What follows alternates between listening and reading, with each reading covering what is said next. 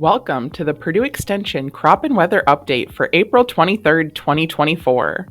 These updates are helping growers make informed decisions throughout the season. Now let's see what our current conditions are like across the state. Welcome to the Crops Conference call this morning. I wanted to thank you all for having me present on the current weather situation and what we're going to expect over the next few weeks. I did want to draw your attention to the average temperature departures for the state of, or the month of April so far for the state. We have had some cold spells in there and some freezing temperatures and some early morning frosts that have not been too worrisome for some of our perennial crops from what I'm hearing. But overall, you can see that the average temperature is running as far as 3 to 4 degrees above normal for the month of April so far. So this is for data for the first 21 days of the month. The maximum temperatures are 1 to 2 degrees, up to 3 degrees in spots. But really what the warmest departure you can see are the minimum temperatures, where we've had temperatures that were anywhere from 2 to 4 degrees Fahrenheit above normal across the state. So overall, we have had some of these cooler conditions, but still the warmth, when we have had the warmer temperatures, has outweighed the cooler scenarios. I do want to say that our average last freeze 32-degree freeze date is April 22nd for Hamilton County, Indiana, almost right smack dab in the middle of the state. But when you look at the latest last spring 32-degree freeze dates that has ever occurred in Hamilton County was May 26th.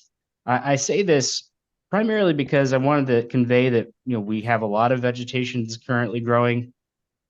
We have folks that are ready to get out and start planting. We still could have freeze events all the way into May. So we still got about another month that we could be susceptible to those freeze events. And you can go back if you were interested in what you have for freeze dates in your county. You can go in and the freeze date tool at the Midwestern Regional Climate Center and find out more information on that. I did want to look at the modified growing degree days. This is base 50 degrees and ceiling 86. And so what we're looking at here is that the total departure, or the total departure is anywhere from 5 to up to 30 and even 35 units above normal in southern Indiana. And that's just primarily attributed to the warmer temperatures, as this is purely a temperature-based product. So growing units are above normal for most of the state. Obviously not as pronounced in the northern part of the state, but that's something that we are dealing with at this point in time. Did want to draw your attention also to the soil temperatures.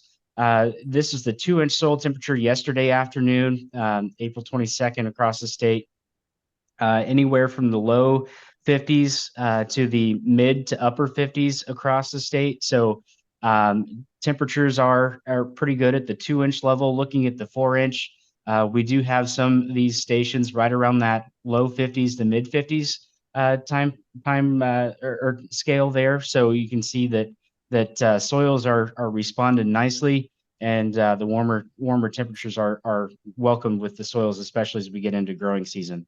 Looking down at the 8-inch and 20-inch depths, pretty similar compared to the previous two, mid 50s across the state for most.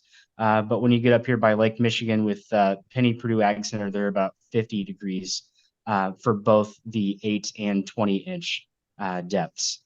Looking at the accumulated precipitation, though, the last 7 days, we've been fairly dry in central, but most of the precipitation has fallen down in southern Indiana and southwestern Indiana, and more in general.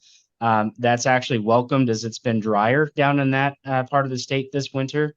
And so really kind of digging ourselves out of that abnormally dry and moderate drought that we've had there for the past several months. The accumulated precipitation for the month of April, though, we've had anywhere from 6 to 6.5, 7 inches right through central Indiana. This has been well above normal, about 175 to 200%. Some spots up in east central Indiana up to 300% of normal. So things have been above normal precipitation wise for pretty much the entirety of the state for the month so far. I did want to also show you that Vincennes in Knox County, Climate Division 7 had 9.46 inches of rain in April so far. This is actually about 6 inches above normal for the month of April. The 1-day max is about 2.69 inches, and that was on April 11th, 2024. So did want to show you that. As we look at soil moisture, I did want to draw your attention to this slide, and you can see this later. We do have some stations I'll point out in the next few maps. Looking at field capacity for each of these depths, you can see that silty clay loam, right about the volumetric water content for field saturation or field capacity is right about that 0.3, 0.25 area. And then at the 0.35 for sandy clay loam, silt loam right around 0.3. But when I say this, I'm trying to draw your attention to some of these sites here. We do have sandier conditions up here at the PPAC site. And so we have a 32.3 volumetric water content. So that's a 32.3% of that pore space is actually water. The ASIL site is pure sand. So that if you're seeing the lower volumetric water content at that site, that is why we see that. But overall, most of the state is right at that field capacity, and it's just attributed to the recent rains that we've had.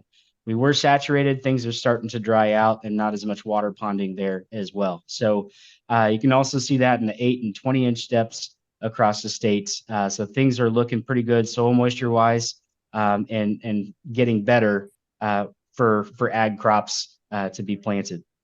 Looking at the current U.S. drought monitor, we have abnormally dry conditions out in southern Indiana, so roughly 6.5% of the state in abnormally dry conditions.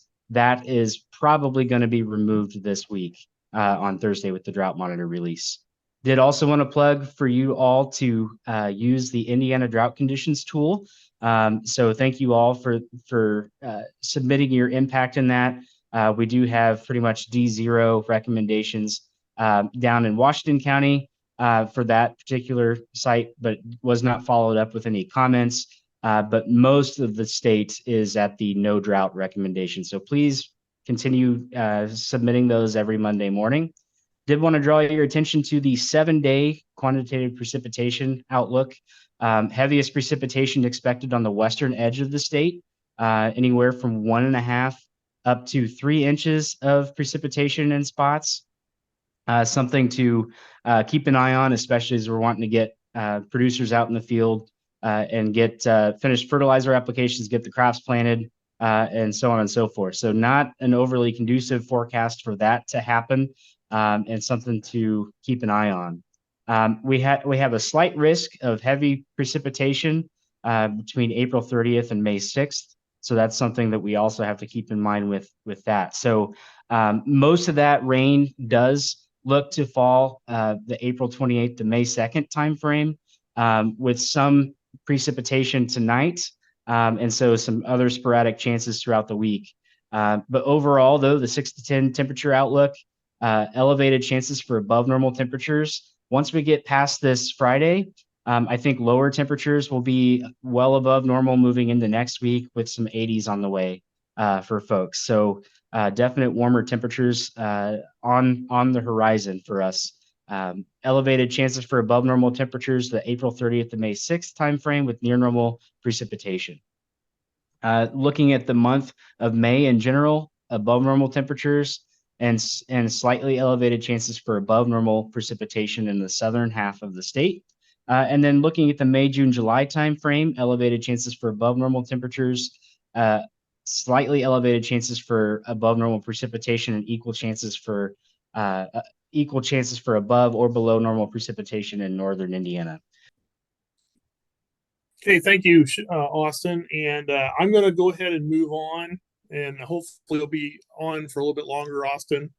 But I know that Dan Quinn and Sean Castile have a meeting coming up in a few minutes, so I was going to give them a chance to say what's going on in corn and bean world now. Just looking at planting progress, right? We're still at the beginning stages. I think we're sitting at 2% planted as of yesterday. a little bit behind both last year and the 5-year average. But stuff just slowly moving.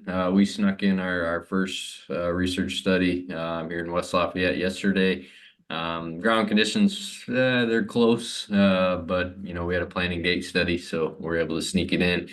Saw actually a couple farmers that farm here that were starting to move in terms of their planters. They look like just kind of a field here and there. Getting things dialed in, but just looking at the weather, right? Austin didn't necessarily give us a promising movement here over the next couple of weeks, and especially the temperatures are going to dip down. We've been hovering right around that 50-55 degree soil temp. Temperatures are expected to dip here the next couple of days. So this time of year, I think I've said the last few crops calls, it's just one, monitoring soil temp, and then as farmers start to get going, it's really just paying attention to these the emergence, right? So paying attention to the plants as they emerge. Are they uniform? Are they coming up quickly? How do they look as they're coming up, right? Are they uneven? They look healthy? They look poor? And it seems like the majority of our issues come below the soil surface this time of year as those plants emerge. So having a shovel with you is important. Take a look at those roots, the health, the shape, how do they look? How are they growing? That's often some of the biggest, issues that I come across this time of year. But still a waiting game, right? There's some corn seed in the ground. I'd be curious, watching those as they kind of get through these cool, wet conditions. If Darcy's on, she may talk about some of the soil-borne diseases that may pop up on us as well. So just important to watch, observe the plants as they're coming up, see how they look, what's the health, what's the roots moving forward. But just being short and to the point, we just are a little bit of a waiting game right now. And as the weather conditions turn and guys really start rolling, then we'll start seeing how things start to look. Thank you, Dan. Yep. Sean, have some words to share? Yeah, so we're in that same kind of boat as far as moving forward with slow progress. I was just looking at the planting progress we've had on some of the other fast years. So 2% or so in the ground. We certainly had the March that was beautiful, but the April not so much. Dan and I have a kind of head-to-head competition, so we both planted our battle for the belt yesterday. So across the grass lane. So we'll see which crop you are to plant first. But in terms of any beans that are out there, we're looking at roughly 150 heat units before those things start to emerge. So if you kind of have a few of those acres, you can kind of look at the heat units to give you a rough idea when those are going to emerge. Some of these early plantings, they could be 5 weeks before they emerge. If we have the weather, it's a little bit above like Austin's talking about. So those could look promising still, even if it has some wet feet. The things that I want to be mindful of as we go into the rest of the 98 that's getting out there. Seed rates are still where they need to be. 140,000 seed rate's a good spot to be. There's people that do variable rate. I think if anyone's got some muck ground, you definitely want to be dropping those seed rates lower, 100, 120,000 to avoid any of the legginess of that. Some people talk about whether to change seed rates based on the time of the year. I just haven't seen that. I think the biggest thing with these earlier plantings is just to make sure that we've got the seed varieties out there that have got the most vigor. So check that out with your seed dealer. Germ scores, I've seen a few germ scores coming through that are much lower than I like. We typically think 90% is pretty standard, but there's a few 85s and 80s, and I've even seen a 75 out there. Those are not as common, but be mindful. So a lot hasn't been put in the ground, but let's make sure our growers and yourselves are checking these seed tags to see what the germ scores are. That 140,000 seed recommendations based on the normal 90% germ kind of lot. So if you're having a seed lot that's 80%, we need to make that adjustment and to up it from that 10% difference, right? That's a big thing to think about. Other part is if we happen to have seed lots that are different with seed treatments and without, I think the mind is to definitely put our fungicide base treatments out on these cooler, wetter conditions. as we look at moving forward, planting dates, are we behind? No, by no means. Again, I alluded to this. Let me finish this out in terms of the planting progress. So our fastest planting years on record last year was definitely one of them. So when we're behind, quote, when we look at the NAS, we're not really behind per se. It's just behind that fast pace last year.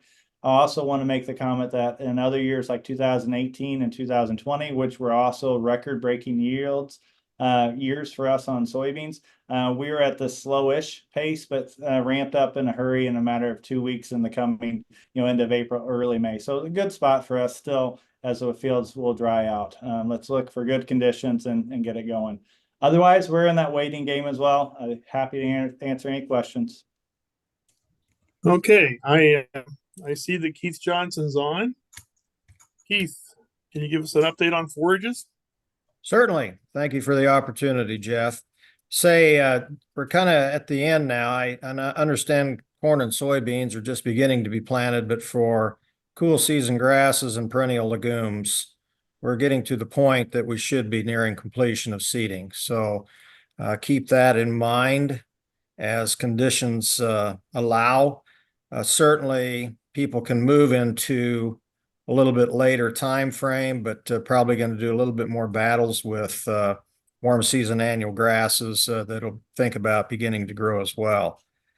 Had a student in my class come back and expressed thanks to me for mentioning the opportunity of looking for alfalfa weevil. He came back to me yesterday, and sure enough, there was alfalfa weevil in the field. So if the word hasn't gotten out, it's time to do that, and we'll let our entomologist go into detail. But alfalfa weevil, at least in one case, was very significant. Traveling about, I see crestleaf groundsel, which is that daisy-like yellow flower with a hollow stem. And also want to point out pet poison hemlock is in that fern stage at this point. Those are two poisonous weeds that we need to be concerned about. Poison hemlock is interesting from the standpoint that the mother of the young may not be affected, but at certain stages of gestation, it can cause deformities to their babies. So we need to, I think, do a better job of thinking about control of both of those weeds before they can become problematic to livestock. I want to mention in areas where corn is being planted as a silage, and understand that producers have probably purchased seed for that purpose already. But I want to just bring up the fact as you talk to people as they work through tar spot issues, that forage sorghum is a great alternative to corn as a silage. And the good news about forage sorghum, it does not have tar spot concerns. So consideration there for areas of the state that have been bothered by tar spot. And of course, then you need to follow up the fungicide applications, which has a cost, whereas with forage sorghum, that will never be a need. Just a couple of advertisements to keep in mind as I send emails to you. We do have 2 grazing schools being planned. One's going to be in Daviess County, looks to be probably the last part of June. And then in the process of working with Jeff and local people in LaGrange counties in mid-May to think about planning a grazing school up in northern Indiana, probably in late summer to early fall. So that is a future activity. Keep your eyes open for details. And lastly, the Indiana Forage Council has a hay quality contest, and information will be out to you soon, certainly before farmers start harvesting the crop. But a great opportunity, I think, to learn about hay quality. Many of you have probes to loan. Like to see more participation and your efforts in getting the word out about the importance of harvesting properly. And we're going to follow that up with a late fall type of meeting and discuss the quality results from this activity and then make some awards. So there is some award of money involved, and it's a great opportunity then to see how your own producer, the producer has in terms of quality as compared to other people in the same category. So that's my little report today, Jeff. Thank you, Keith. Lyndon Kelly, I believe you're on today. I know the weather forecast didn't look a lot like irrigation, so I do see quite a few new systems being updated this year. Really Yeah. old systems being updated. So Yeah. any irrigation news? Well, as far as new systems and expansion, there's a little bit of a shortage of things like burial wire, the wire to power the systems, a little bit of plastic fittings, metal fittings, those types of things. So I just encourage producers, if they have projects that they're working on, acquire the materials now so that they're not desperate. I hate hearing those stories about having to drive to Nebraska to get a part for the pump or something. So that's important. I've had a couple calls lately about what do I charge my neighbor if I want to pump water to him, or he's got a new pivot and wants a water supply. There's an article up there about splitting costs between neighbors. It's a great thing. It makes it economically advantageous for both parties. Spread the cost of that water supply. Remember, Indiana's a riparian state, so surface waters are supposed to be used on ground that is adjacent to the surface water. Well water does not pertain to that. I'll put some articles in. If you have any irrigation questions, please send them to me or give me a call.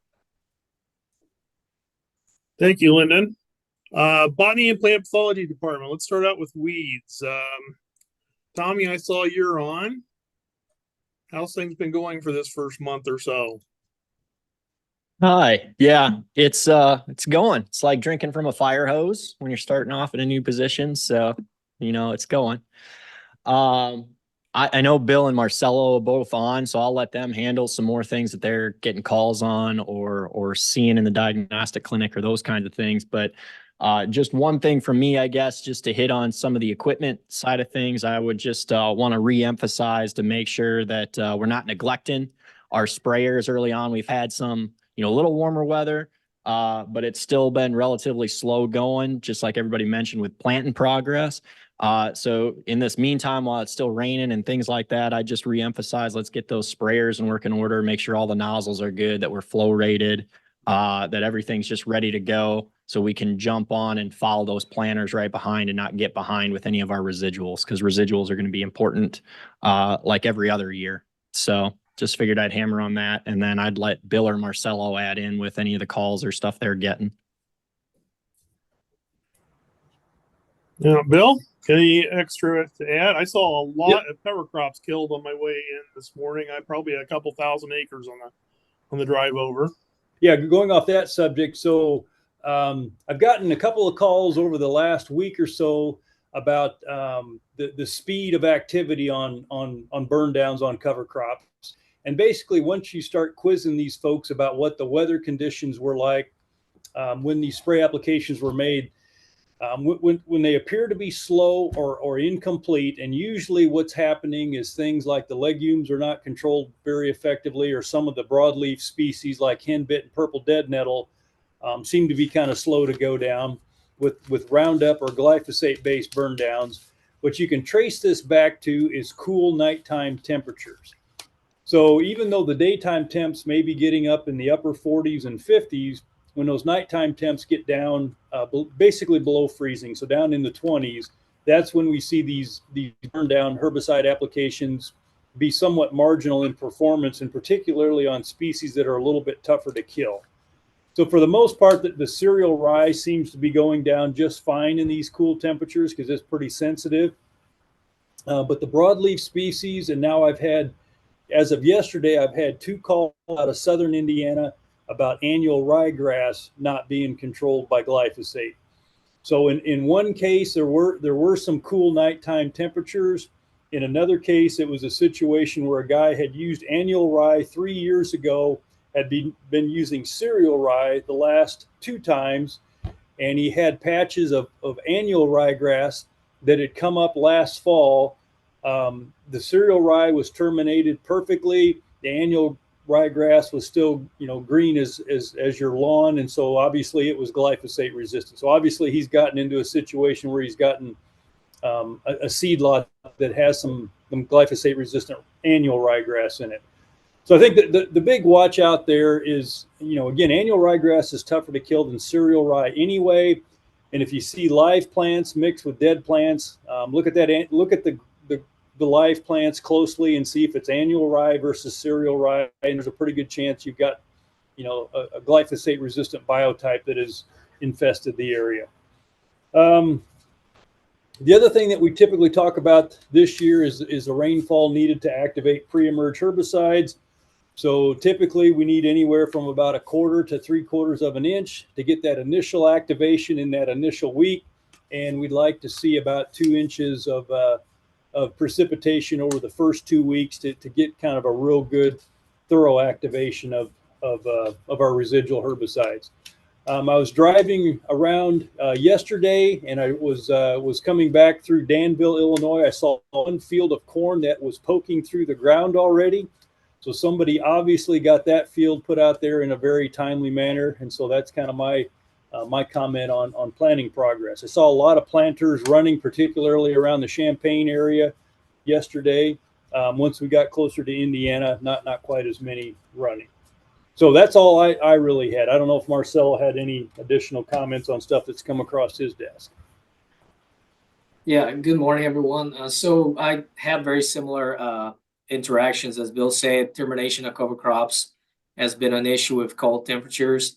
I had a couple of samples of the PPDL that were annual ryegrass that was sprayed with a decent rate of glyphosate, and still they were not able to control them. So temperature can be a factor, but we also suspect that some of those populations are glyphosate resistant. The other thing is, if the people that were able to plant this week, if you get a significant amount of rain and stay kind of cool for a few days, we might expect some crop injury as those crops come up later. So something to watch out for. When the conditions are cold and wet, the crops don't have the same ability to metabolize those herbicides, so that can be a problem later as the crops emerge. But other than that, it's been fairly quiet for me. So Darcy, you want to give us an update on disease concerns?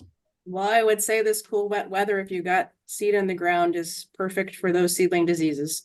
We did plant last week both corn and soybeans, but our target was seedling diseases and seed treatment. So I'm sort of happy with what we got going on just because of the risk there. But just understand, if they got seeds out last week and it's been slow to germinate, if you have issues with stands, it may be important to identify what pathogen it is. And I would recommend sending samples into John at the PPDL so we can determine that, because that will dictate what seed treatment should have been put out to protect those plants.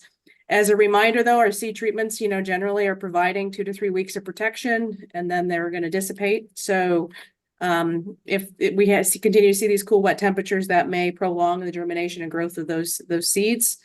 Otherwise, still pretty quiet. Watching the wheat, though, I know I got an email last week that we have it, and it was in the boot last week in the southern Indiana. So as those leaf heads emerge and they start to flower, that's when we need to monitor for scab risk. Right now, the map is low for the state. It'll be out I have an image of that out in the pest and crop this week. But just be aware of that. Here in our plots, we're approaching Feeks 8, so that flag leaf is starting to emerge.